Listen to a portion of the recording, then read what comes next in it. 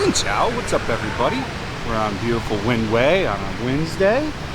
We are going to talk about today, is it really possible to live on $1,000 a month in Saigon? I'm not going to really talk about anywhere else because I don't really have the prices of other cities. I haven't looked at apartments at other places, so I'm going to talk about what I know about. If you do like this video, it'd be awesome if you subscribed. If you hate this video, don't subscribe, destroy the dislike button, and tell me I'm a POS in the comments.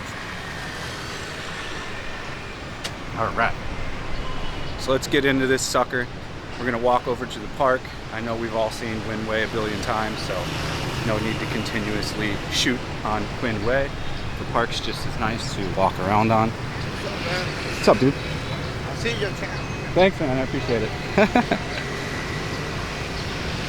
People are really nice. All the people I meet that watch my channel are super nice, which is great that we got a super positive community of people that like my channel, man. And that guy was probably one of them. So yeah, let's get down to business. I don't like putting off the topic. Can you cheap Charlie it and live for $1,000 a month in Saigon? Yes, you can. Now this is going to depend on all kinds of different things. It depends on what kind of person you are. It depends on if you're a penny pincher. It depends on where you're going to live, what kind of living conditions you're going to live. It's a myriad of different things. So we'll go over each one of them. You know, this question popped up time and time again after the popular cost of living video I just did like a few days ago, a week ago. So I'm going to address it. People are curious to know. So it depends on what location you're going to live in, for one, and what kind of accommodations that you want as a person. You know, I know quite a few people like Mark. Mark's not a cheap guy, but he likes to, you know, save his money and live in a fairly affordable condition. And I think he stayed over in Funan, the district right next to District 1. We vlogged there before. I'll put a video up of that. And I think you can get a room there for $350, $450, maybe even cheaper. And this is going to depend on what kind of room you're looking for. Like, it's not going to be, you know, you're probably not going to have a pool there. You're not going to have a gym. There's probably not going to be on-site parking. So then you have to calculate all that stuff separate if you are going to live somewhere like that. Like the first apartment I had, it was $600. It was pre-COVID, so like the prices of everything were way high. It was the highest for renting Saigon had ever seen.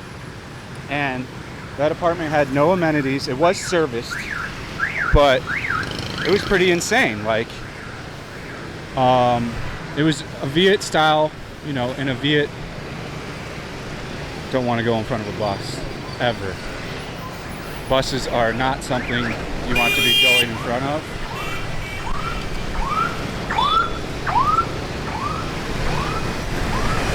And there's caveats. There's cons, a lot of cons that come with living in an apartment like that. Like, for example, you know, the neighbor would occasionally, not occasionally, all the time, at 2 a.m. when he would come home drunk from the bar, he would turn on karaoke, and I could hear it word for word through my wall. It was extremely frustrating when you're already been asleep for a few hours and a drunken guy comes home and sings the same song in a row 5 times in a row. And we're not talking he would karaoke for like a half hour. He would karaoke for, you know, 2 to 3 hours sometimes. And there is no complaining culture in Vietnam that I know of. You can try to complain, but it doesn't net you anything or get you anywhere. Kind of the same in America. When you have a bad neighbor, it usually never gets resolved. You almost have to move. And then on top of that, they opened up like a bar at that first place that had a karaoke machine, and they would use that all the time. And that was when my best friend was living on the bottom floor, Gerard. And Gerard would go out there and like yell at the people and shit. He would get really pissed. But I mean, these are the the problems, you know. There was no parking on site, so you had to park like 5 minutes away and walk that. I mean, you wouldn't think it's that inconvenient, but it kind of is. There's a convenience to being able to just jump on your bike in, 20 seconds and go. So you're gonna, get what you pay for, essentially. That is how it operates. So yeah, you can get a cheap apartment, but I have yet to ever find a okay cheap apartment. Some people, that's not a factor. Like, if you're not going to be at home much and you don't care and you're a heavy sleeper, and sure, go for it. But if you're opposite and you need to sleep, you want to have a pool, you want to have a gym, expect to pay anywhere from $600 to $1,000 for that. And then it's going to be location. Like, do you care about your location? Like, I'm a D1 guy, right? You know where I like to film, you know where I like to go. So for me, it would be difficult for me to live somewhere like at the far end of D2 where there's cheap apartments and stuff, or maybe District 9, or maybe Thuduck. Hello. Or maybe Thuduck. Like, these are very far places from the center of the city. So yes, it can be done. I think you can even get a room as cheap as $250 in Thuduck, $150, like super cheap. But then again, you're, maybe up to 45 minutes away from the center of the city. And people will say otherwise, but most of the cool shit and things to do are in District 1. I mean, I guess that's debatable, but in my opinion, D1 has the best restaurants, has the best nightlife, it has the best all-around vibe for what I like, and probably for most of you guys too, and gals. Now again, this can all be debated. This is just my opinion on stuff. But so many people were asking me, they're like, wow, you really need $2,000 to $3,000 to live here? And I state that if you want good amenities, you want to save money, and you want to invest, you want to be making, $2,000 to $3,000 at least. So you can diversify, make more money down the line, and not be living paycheck to paycheck, or whatever, your Social Security or military or any of that stuff. You want to have a high budget, especially if you go out and do stuff. You can live super cheap. If you don't drink at all and you don't want to eat any kind of Western food and just eat Viet food, you can fully get super affordable budget. You can easily live within $1,000. I mean, once you start going out and stuff, somebody said like I was too high on my Bowie Vane price. I'll stick by my Bowie Vane price. It's going to be usually $50 a night, unless you stay on those little chairs at the little bars and drink Saigon Red or Saigon Green. And yeah, those are 30, 40K. But you go inside of any of the clubs or anything there, beer jumps from 30K to 100K, etc., etc. So it jumps up in price depending on where you're at on Bowie Vane. The typical person, I would say, is going to be jumping around and not staying at one location. But yeah, it's possible. There's always ways to save money. So like, yes, you can probably live under $1,000, especially if you go to like District 9 or all Vietnamese district, like District 6, which isn't too bad. It's about 20-25 minutes away from the center, but it is constant traffic, so you're always going to be in traffic, and you definitely would have to have a motorbike. Yeah, and then if you did the Thuduck, you would need a motorbike. Now, if the subway was around, it would be a different story. There might be a point where Thuduck looks very nice, and District 9 and the far ends of District 2 will be very viable because you'll be able to just pop on a subway. So that's not a reality right now, though. So another thing people ask me about is, the cost of, the buying a unit in Golden River in the new Masteries project. Yeah, the units don't net what the rent is ever. Your ROI is like 50 years on those places, if not longer. You're going to be losing money, especially if you finance there. They think it's some super luxury place where, they got people paying $650K for a unit. And in Masteries, all the pre-sale units are at $900 150K USD for a 1-bedroom. That's the starting price. I think they're going to be 1.1 once it finally opens. So you get like 200K off on the pre-price, or 150K. But I mean, yes, you can super affordably live here, but you're going to be penny pinching all the time. When you go around the country, you're going to be staying at $8 to $12 hotels. I think you can even do like communal living here, meaning like your room doesn't have a bathroom. So like there's a bathroom for the floor. I remember seeing a couple of those, and those are pretty cheap. You can live in a desirable area, I think, at one of those. There used to be a couple in D1. I don't know if that stuff still exists, but for me, I'm a grown man. I don't want to share a communal bathroom.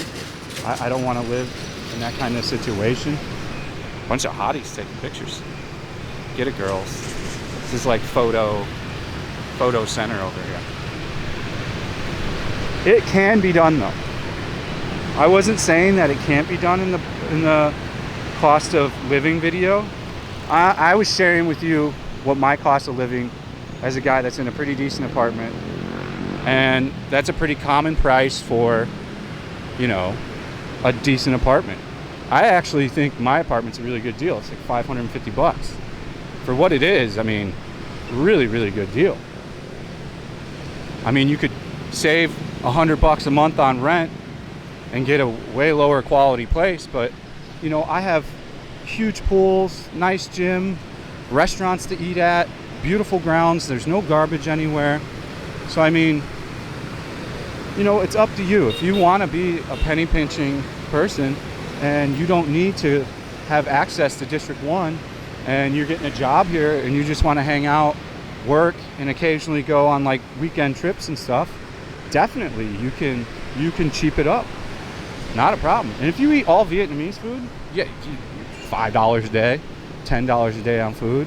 I mean, you can really, really save money by just eating Viet food. And Viet food is delicious. You can have banh mi, you can have pho, you can have all these delicious things. Bun bo hue, all kinds of different things. Bun ba hue. I always say shit wrong. I'm not good at memorizing Vietnamese in any kind of way. But yeah, I mean, this is up to you. You can definitely do it though. People have been really like asking me if you can, and yeah. Whoa. Cute little kid. But yeah, it's easily done. I know a lot of people. There's quite a few guys in the Discord. If you want to talk to people that are living on $1,000 or under, I think there's 2 or 3 guys in the Discord that live on the far end of District 2 that live under $1,000, even with doing an occasional weekend trip and stuff. So it's possible. Like, I always stay at a place where I would think a tourist wants to stay when I'm at a different city. So like, I'm not trying to find the cheapest room possible, and I would never stay in a hostel. Like, I have all my equipment with me. I am not trusting it in a little locker. Half the time, sometimes you get like a little dinky padlock on it. Like, nah, I'm not doing that.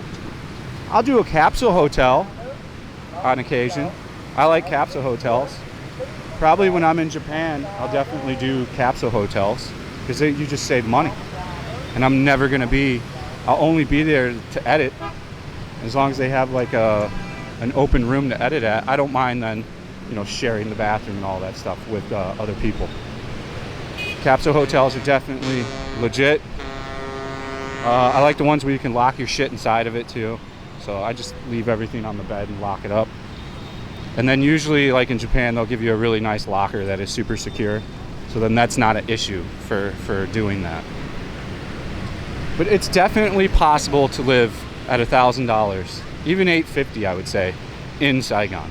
And I believe if you went to Da Nang, it would be even cheaper because there's so much inventory. Da Nang had the big exodus of expats because they all used this one lady for the visas. And that one lady got in trouble with the government, and then they exited pretty much anyone that had a visa through that lady. And she literally did everybody's in Da Nang. She did a bunch of people in Ho Chi Minh as well. So almost all those people that got exited used this one lady. That's why I always advise people, do not just, you know, trust one real estate or one visa broker. You've got to reach out and contact like 3, 4, 5 and see what they say collectively, and then choose from there. Would I say I've got one guy that I'm always going to trust? No.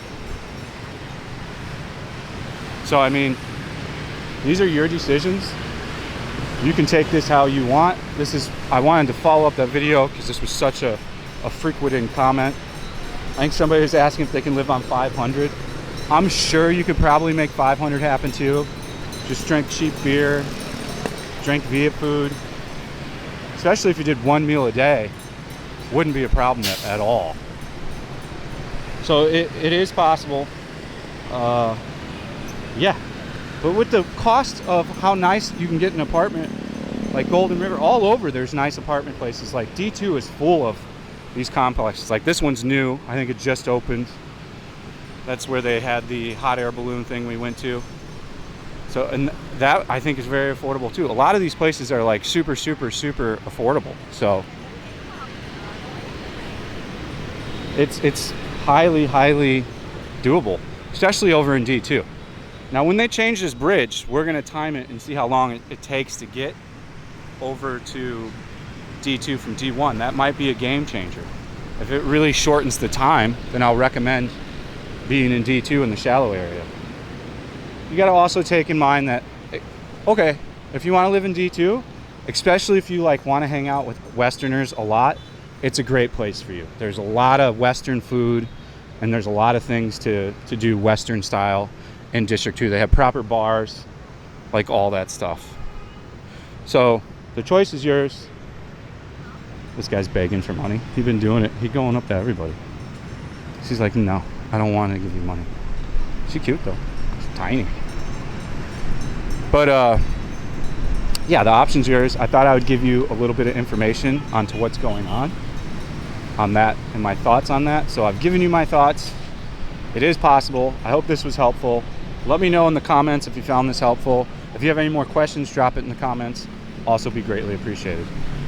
All right, guys, I will be in a new city tomorrow. I'm sure many of you know if you watched the great live stream we had last night for the 4 million views. If you do want to catch that live stream, it's on Patrons. So you need to sign up for Patreon if you want to rewatch that stream. And there's lots of additional content on Patreon as well as early access to stuff. Direct access to me via direct messaging on there. So lots of perks to being a patron. It's a good way to help the channel out too. All right, guys, stay frosty. See you on the next one. Thanks for watching. See you in Vietnam soon. Peace out.